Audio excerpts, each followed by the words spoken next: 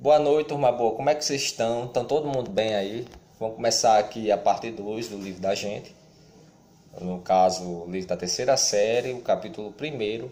Vamos entender que o zigoto ele sempre vai portar material genético da mãe e do pai, certo, gente? Lembrar que essas células vão ter que se dividir, vão ter que se diferenciar em vários tipos celulares para formar diferentes órgãos e tecidos que ocorrem no nosso organismo. Vamos entender aqui no tópico 8 as fases do desenvolvimento embrionário, que são divididas em 3 fases, como nós sabemos: clivagem, que são a segmentação, que é a multiplicação, gastrulação e a organogênese. No caso, no primeiro estágio da clivagem, da multiplicação, segmentação, certo, gente? Nós temos a mórula, que é um complexo celular maciço, tá certo? E no segundo e último estágio da clivagem, nós temos a blástora, em que várias células delimitam a cavidade chamada blastocélula, que é uma cavidade que retém líquido, certo, gente? Então, no processo de blástula, as células se mantêm indiferenciadas, ou seja, se você pegar qualquer uma das células na fase de blástula, essas células podem se dividir em qualquer tecido ou órgão. Então, fala que essas células são células troncos totipotentes, tá certo? Então, são células da blástula. Vamos nós. Beleza. A seguir, nós temos início a outra fase, que é a fase de gastrulação, em que nós temos o desenvolvimento do arquêntero primitivo, que é o intestino primitivo que o embrião vai se formar, tá certo? E também na gastrulação nós temos a famosa formação dos 3 folhetos germinativos: ectoderme, que é a parte mais externa, endoderme, mais interna, e mesoderme, que fica entre ecto e endoderme, tá certo, gente? Então, a última fase do desenvolvimento embrionário é a organogênese, tá certo? Então, o primeiro estágio da organogênese, vamos entender o seguinte, que é a neurulação, formação do tubo neural, formação do sistema nervoso, que daqui mais na frente nós vamos falar, nós vamos citar aqui bem devagarinho para vocês entenderem. Vamos para o tópico 8.1, na clivagem e gastrulação. Bora lá. A clivagem ela tem início aproximadamente 30 horas após a fecundação. Fecundou, 30 horas depois começa as multiplicações tudo em celulares no processo de formação do zigoto, certo? Entre o terceiro e quarto dia após a fecundação, o embrião está no estágio de mórula, né, que é o maciço celular. Então, no estágio seguinte, forma-se a blástula, que é o blastocisto, que chega até o útero em volta da camada da zona pelúcida, para ele não se aderir nas trompas de Fallope, para ele ir em direção ao seu trajeto certo, que é o útero, certo, gente? Então, o blastocisto, ele apresenta como uma esfera formada por várias células, que é o trofoblasto. O trofoblasto vai delimitar uma camada interna, cavidade interna, onde nós vamos ter o botão embrionário, onde vai ter o que? O embrião. Então, as células do trofoblasto, como nós sabemos, elas podem se multiplicar ativamente. Algumas delas produzem enzimas que são responsáveis por quebrar a parede uterina. Mas a mãe produz enzimas para não fazer essa resposta imune, tá certo?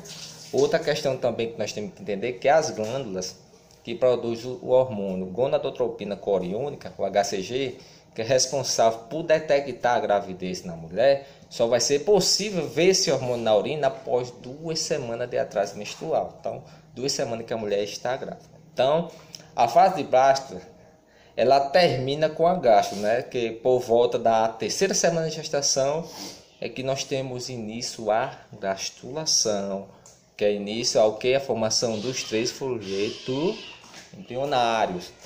Outra questão que nós temos que saber também são as estruturas anexas, são chamadas membranas extras embrionárias. Nós temos o âmnio, córeo, vesícula, vitelina e alantóide. O âmnio, ela envolve o corpo do embrião numa cavidade, formando a cavidade amniótica. O córeo, ela é mais externa ao âmnio. É ela que vai formar o vaso sanguíneo, que ela é rica principalmente em vasos sanguíneos. E temos a vesícula vitelina, que a função, como o próprio nome diz, é armazenar vitelo, uma substância nutritiva, que ela é importante para fornecer nutriente ao embrião. Outra Estrutura anexa, alantóide. O alantóide, gente, ela geralmente se diferencia no desenvolvimento embrionário humano e surge por volta do 16º dia após fecundação. Então, ela participa da formação dos vasos sanguíneos do futuro cordão umbilical. Outra parte mais importante aí, nós temos a placenta, que é de dupla origem, que é tecido materno e tecido do próprio embrião, tecido extraembrionário.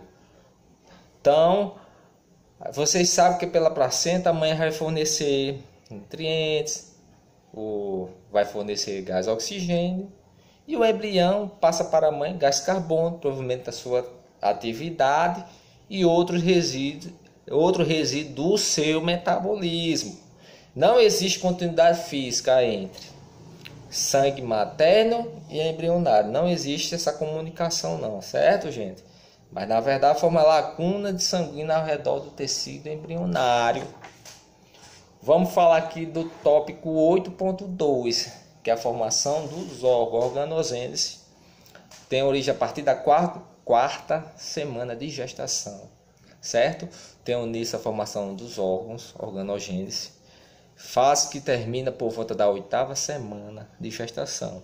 Então, no momento que a mulher descobriu que está grávida até a 8ª semana, é embrião. A partir da 8ª semana em diante, temos origem ao feto, certo, gente? Vamos lá.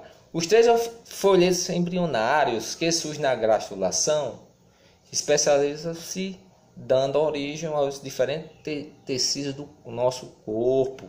Então, mesoderme, vamos falar aqui da mesoderme. A mesoderme, gente, ela se diferencia e começa a formar um bastão flexível. Esse bastão flexível é a famosa notocorda. A partir da notocorda, gente, nós temos origem às vértebras. A partir da notocorda, nós temos origem à formação da coluna vertebral do ser humano, tá certo? Então, a notocorda, ela sempre vai induzir a ectoderme, ela vai crescer sobre ela, fazer com que cresça sobre a ectoderme a placa neural. Então, nesse momento aí, temos início da neurulação, uma fase da organogênese. Então, da neurulação, você tem a formação do súcleo neural, com as pregas neurais, que surgem por volta da 3ª semana de gestação. Então, a partir dessas pregas neurais, nós temos a origem ao tubo neural. Então, nessa etapa, o corpo do embrião apresenta a ectoderme externa, apresenta a endoderme interna. E entre essas camadas, nós temos notocorda, tubo neural e os blocos mesodérmicos, certo, gente? A partir dessa fase aí, tá certo? Outra questão que nós temos que falar também, no que diz respeito à mesoderme, a mesoderme ela apresenta regiões, 3 regiões. Tem a região paraxial, em que você tem uma mesoderme dorsalmente, ela vai se desenvolver ao lado da notocorda e do tubo neural, e constituindo assim um eixo central, em que vai dar origem aí o tubo neural, como vocês sabem, e também os sômitos, que darão origem, os sômitos darão origem a muitos tecidos do dorso do embrião. Na parte intermediária, ainda estamos falando da mesoderme, certo, gente? Na parte intermediária, que tem aspecto segmentado, formará rins e gônadas.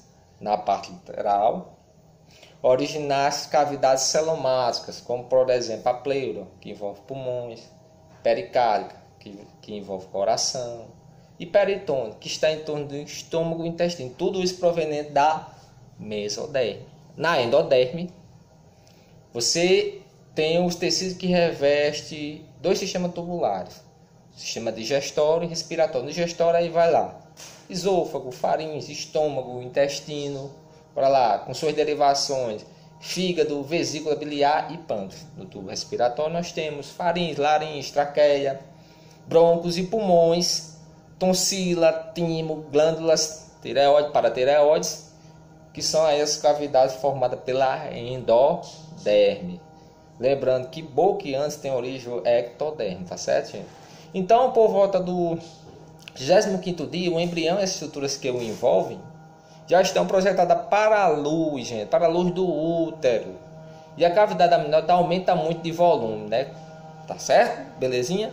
Vamos lá falar do tópico 8.3, que de respeito da 9ª semana até o nascimento. Certo, gente? Então, nós vamos entender o seguinte, ó.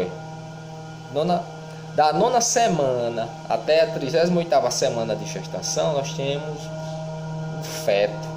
Então, nessa nomenclatura aqui, nós temos de 9 até a 38ª semana. Mas vai ter nomenclatura que vai mudar, tá certo? Vamos falar só nessa nomenclatura. Bora lá. Nós temos o desenvolvimento de gônadas, ductos, genitais e o início da formação da genitália externa ocorre um pouco antes da 8ª semana de gestação. Na 8ª semana de gestação já tem formação desses ductos, das genitálias externas. A partir da 12ª semana de gestação, mulher com 3 meses, é possível diferenciar se é um homem ou mulher, o embrião. O feto. Bora lá. A diferenciação sexual, como vocês vão saber, vão entender agora, vai de acordo com os cromossomos sexuais. Se o indivíduo carregar cromossomo Y, então vai ser homem. XY. X proveniente da mãe, Y do pai. Beleza, ó. Porque são os pares, lembra? A mulher vai ter XX, o homem XY. Como sofre meiose, apenas um deles vai ser proveniente. Então, se o homem, durante a meiose do homem, vier um X, então vai ser mulher. Se do homem vier um Y, então vai ser um menino, certo? Então, esses cromossomos aí, tanto o X quanto o Y, eles vão dar as características da genitália externa, certo? Se a menininha, se o embrião lá desenvolver ovário, menina, testículo, homem, porque os seus hormônios é que vai dar toda a característica do indivíduo quando estiver formado, certo, gente? Vamos entender aqui um pouquinho dos gêmeos. Os gêmeos, gente, são casos raros, mas geralmente os gêmeos surgem mais de forma, ó, raro na natureza, mas às vezes eles acontecem muito de forma artificial nas fertilização in vitro, certo? Então, nesse processo aí de fertilização in vitro, a mulher utiliza esse hormônios eles que estimulam a ovulação múltipla. A mulher às vezes libera mais de um ovo, né, durante a ovulação, certo? Vamos entender que cerca de 75% dos casos de gêmeos são resultado de liberação de mais de um ovócito 2, certo? Então, se a fecundação ocorrer por um espermatozoide e formar 2 zigotos distintos, então nós temos gêmeos dizigotos, certo? Então você tem 2 espermatozoides lá, fecundou 2 óvulos diferentes, então dizigóticos. Se você tem um óvulo só, que é cerca de 25% que acontece, um óvulo só foi fecundado por 2 espermatozoides, então você vai ter a formação de um gêmeo univitelino, um gêmeo idêntico. Vamos entender que esses gêmeos monozigóticos, né, pode acontecer de 3 modos principais. Cerca de 65%, gente, dos casos ocorre pelo fato do blastocito conter 2 botões embrionários. Isso aí é fato. Então, o blastocito tem 2 botões embrionários, certo? Beleza. Em vez de um só. Em cada um desses botões dará origem a um embrião. 2 botões embrionários, né? Vai ser o univitelino, mesma sexo, mesma característica. Cerca de 35% dos casos decorre da separação precoce desses blastômeros durante o estágio em que há 2 a 8 células e formam-se 2 ou mais blastocistos independentes que se fixam na parede uterina, e cada um deles terá sua placenta, sua membrana extraembrionária, mas se pode haver função secundária dos córios. Beleza. E um dos casos mais raros é no caso do blastocisto se diferenciar em 2 eixos embrionários, só um blastocisto só, certo? E nesses casos terão como a mesma placenta córeo. Além de estar na mesma cavidade amniótica, Porém, cada embrião terá seu próprio cordão umbilical. Nesse caso aí pode haver questão de nascer gêmeos siameses, porque estão dividindo tudo, tudo mesmo, córeo, tudo, certo? Então, o nascimento na espécie humana, gente, na nomenclatura aqui está dizendo que é por volta da 38ª semana de gestação. Estou falando da nomenclatura do livro da gente, Sônia Lopes e Sérgio Russo, certo? Então, vai ocorrer ciclo de contrações que vai aumentando sua frequência até induzir a mulher ao parto, tá certo? Belezinha, gente? Espero que vocês tenham gostado, estude bastante, tá bom? Até a próxima!